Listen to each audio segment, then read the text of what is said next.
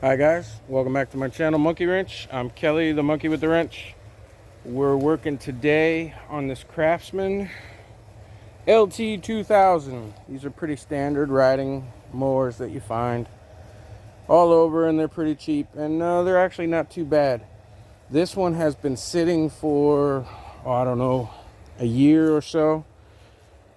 Belongs to a friend of mine, and she just now decided she was going to do some stuff to it, or she was going to have me do some stuff to it. So we took the deck off. The deck's not going with it. It's being sold as just a pulling tractor to the neighbor across the street. We took the deck off.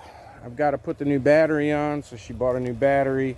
That goes underneath of the seat. And as soon as I put the battery in, I've already changed the oil, put a new oil filter on it. That was the last video because the oil was full of gas, so we changed the oil, and I talked about that a little bit. Anyway, let me put the battery in real quick, and I'll show you how it's running, and then I'll show you what we're gonna do. Meanwhile, do me a favor, hit the subscribe button. We broke 1100 already, and I'm now monetized, so I appreciate all your support. I appreciate your views. It's really gonna help me expand a bit. Okay, now I got the battery in. Let me fire it up and show you what it sounds like and why we're doing what we're doing. If it'll start up.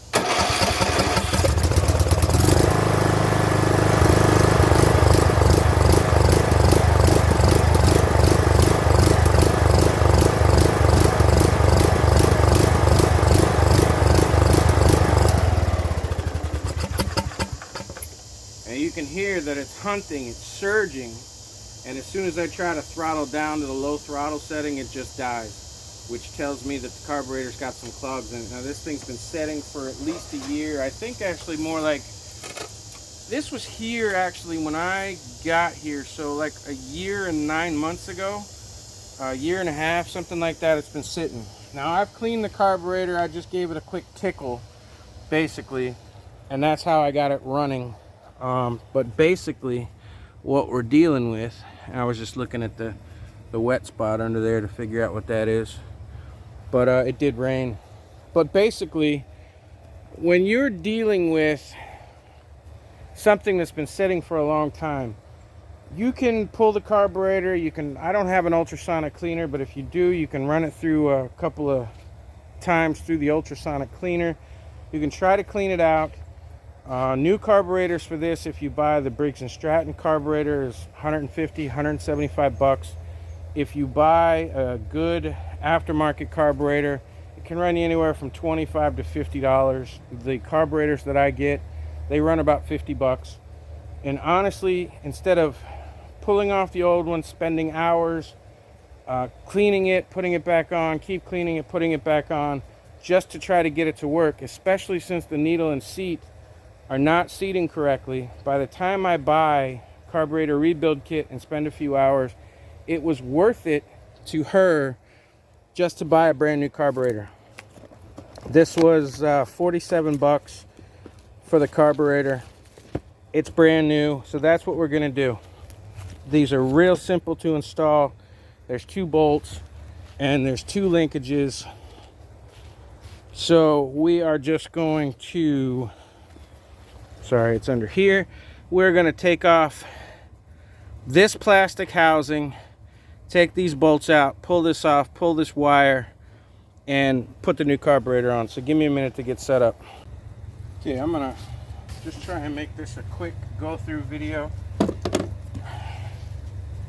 I know that my regular viewers have seen me do this before, but we have new people stopping by every day. So for those people, we start from scratch. Now I'm going to unplug this wire. This is your fuel cutoff. And it doesn't matter which direction you put it back on. There's no one way to plug it in. There's only 2 wires. And basically all it is an electromagnet. There's a plunger in there that when there's no power to it, it's up and it's stopping the fuel. And when you turn the key, plunger comes down, allows fuel to go. Now, hopefully we can take it off without having to take the top off. Let's find out. This will be a double system. There's nuts here, and they're 3/8. There'll be one on each side. Take that off, and that allows you to get this plastic elbow off.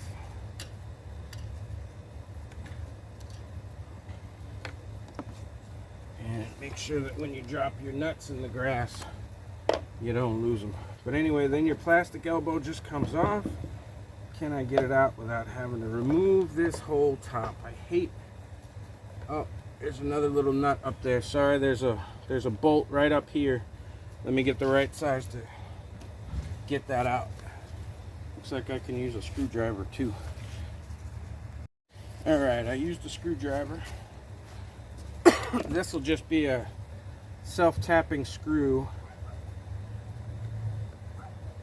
that goes through your upper plastics and goes right into this elbow. Work with it. You can't, don't break anything, but that's where that screw goes in. It goes through the case right here, and it'll go right into that, and that's how you tighten it down. Just take that off. There's an O-ring right there. But basically this is just a breather. It goes from your air filter through this and straight into your carburetor. So even this O-ring isn't all that important. The plastic part definitely is. Otherwise, your air filter doesn't do anything and you're just sucking stuff into your carburetor, and you don't want to do that. So now we're going to get these two out real quick. Let me get the right sockets for that. Let me see if I can get you a little better view here.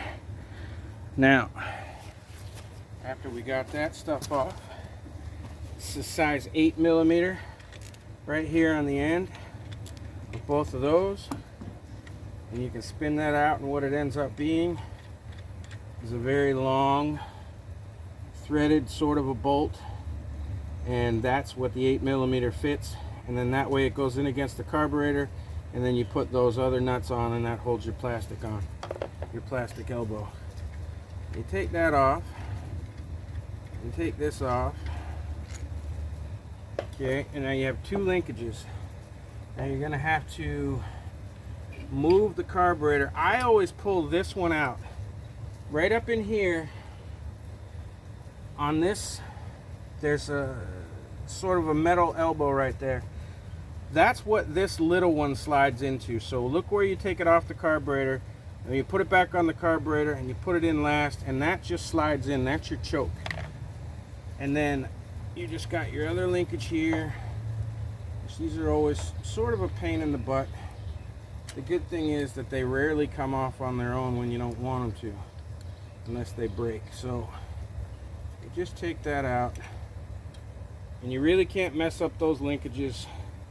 So again, we're all set. We know where ours was here on this outside one, and then our linkage with spring was here on this side. This was the solenoid I was talking about. If you do swap out your carburetor, you get a new one with it, but don't throw out the old solenoid, because if that thing works and you have a failure later, you may want to put the old one back in. I have boxes of those because the carburetors get exchanged. They, you know, up until last year, you could get these carburetors for 25 bucks. So it was cheaper to switch the carburetor out for the customer than it was to clean it and try and rebuild it. So I would keep these, I'd keep the bowl, stuff like that. So we should be good to go. These new carbs, I actually get them from a pretty reputable guy, and I rarely have trouble with them. I've tried different people, Amazon and stuff, and sometimes you get a bad one and sometimes you get a good one. So the guy that I started getting good ones from was reputable. He covered any crap that he sent me right away. He didn't even make me ship it back to him. He just said, oh, okay, you have an issue, I'll send you another one, no charge. So, you know, customer service goes a long way. So that's why I deal with him. And as long as his prices don't go crazy as opposed to everybody else, I'll continue to deal with him. Now,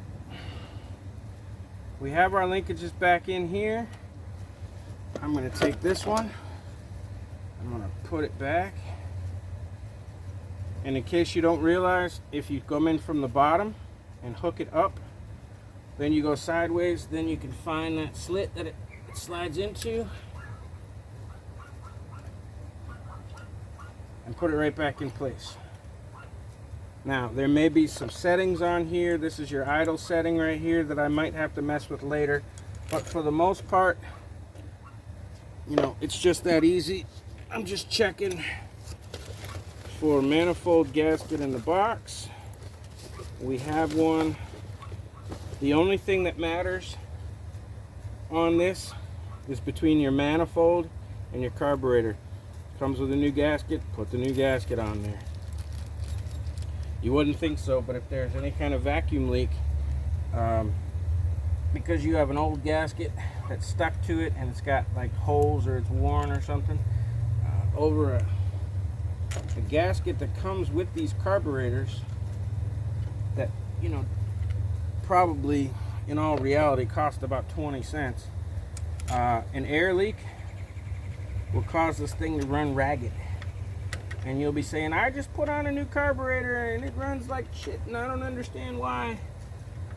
Believe it or not, that stupid gasket. Now I see people worrying about putting gaskets on this side, and all this does is connect to your elbow. That's what this O-ring is here, and that doesn't matter. That can draw as much air as it wants to, because all that is keeping dust from going into your carburetor and mucking the thing up.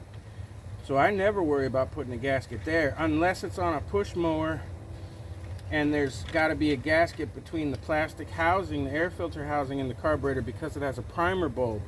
Then the gasket matters there. But anything else, it doesn't matter. Not in my opinion. Like Tara would say, it's not the space shuttle, guys. It's a lawnmower. So just tighten that up. Good to go. Okay, we can put our elbow back on. If I can feed it through there.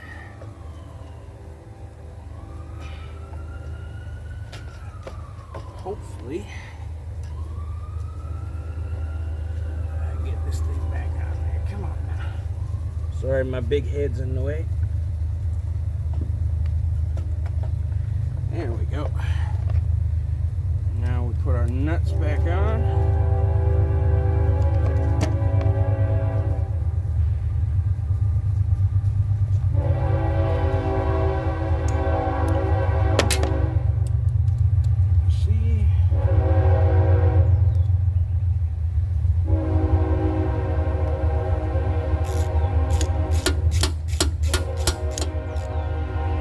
Back on, and that's back on. Now I'm just plugging in my wires for my cutoff solenoid. Like I said, it doesn't matter which direction you put them on. It's just an electromagnet, and it just puts power to that. I'm gonna put my fuel line back on, and I'm gonna put my little screw back here if I can get it in the hole. Sometimes because it's in this little tiny place, sometimes I have to use like a pair of needle nose to get it back in there and get it started, because there's no room to get your fingers in there. There really isn't. But like I always say, if you took it out, put it back. The manufacturers don't spend money putting things on that aren't needed. Every 10 cents that they save by cutting something off of your machine is $1 million to the stockholders. So they don't put stuff on that's not necessary. Now that extra screw just made that extra tight. So if it came with a screw, if it came with a bolt, if it came with whatever, put it back. Don't look at it and go, well, I doubt I really need that, because I can tell you right now, no company in the world is going to spend $1 million on crap you don't need. So put it back together. Now I'm going to turn my fuel back on, and I'm going to back you up. It's going to take a second for this thing to start. I'm going to probably have to prime it, make sure that we're still filming. We are. And hopefully now we don't have that surging issue. Get my primer bottle. I stopped going through $4 cans of carb sprayer and starting fluid years ago. A little bit of gasoline and a squeeze bottle. That's all you need. So let's see if she'll start up and what she sounds like.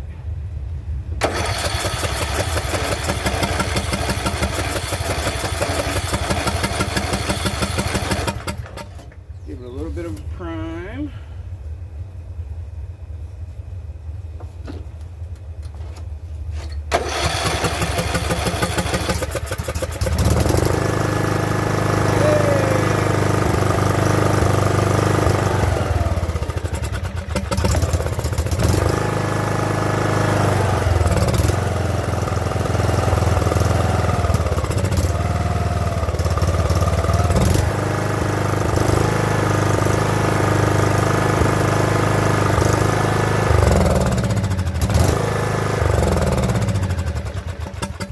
The idle seems to be a little bit low.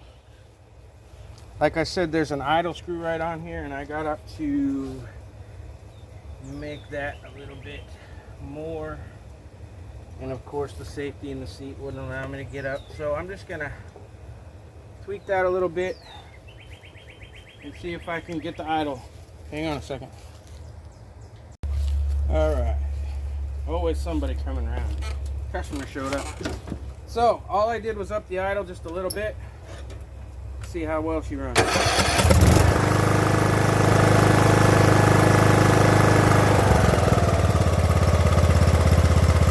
now she even runs really smooth at low idle. So in the beginning of the video with the old dirty carburetor, you heard it hunting. Rear, rear, rear, rear. That's all taken care of with a brand new carburetor. Installed just that easy.